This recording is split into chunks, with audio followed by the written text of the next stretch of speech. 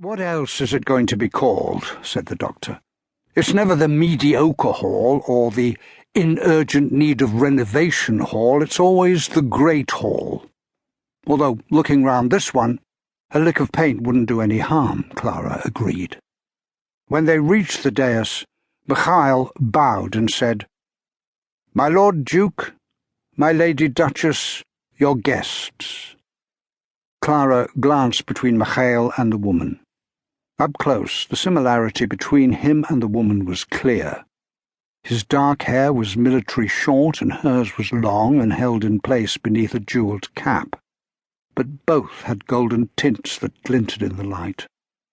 His long fingers were curled around the hilt of his sword. Hers, ring-encrusted, sat twined upon her lap. They were obviously related. But how? Clara wasn't exactly getting parental vibes. Mikhail turned to the Duke and said, "My lord?" But the Duke lifted his hand to stop the young man from speaking. "We thank you for your service in bringing our guests, Lord Mikhail," he said. "You may leave us now." The young man hesitated. He clearly wanted to be present throughout the following encounter, and he glanced over at the Duchess as if looking for support. Almost imperceptibly, she shook her head.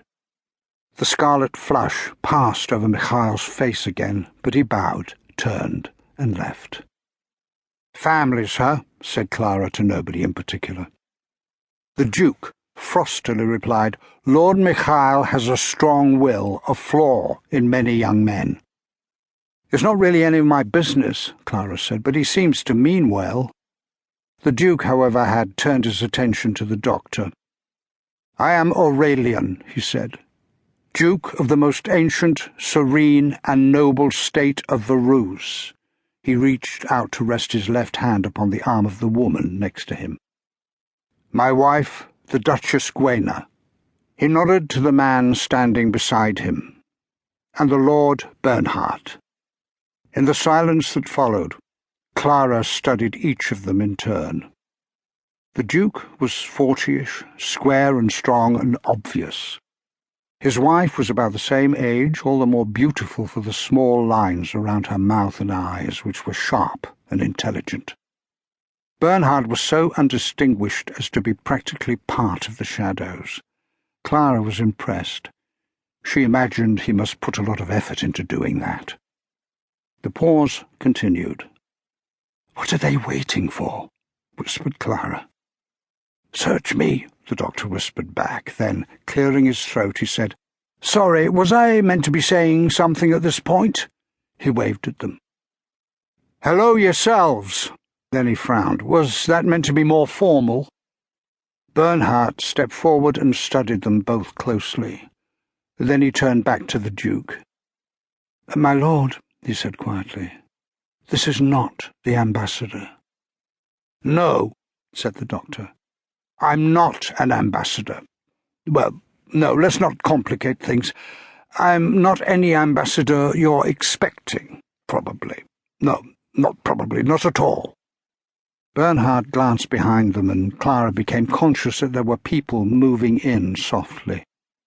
"Doctor," she murmured, "lightsabers at 7 o'clock. Quietly, Bernhard said, "So, who are you?" "Doctor," Clara said more urgently, "they're getting closer." "All right. If you've been here before and insulted people, I'll take a laser to you myself." "Calm down, Clara."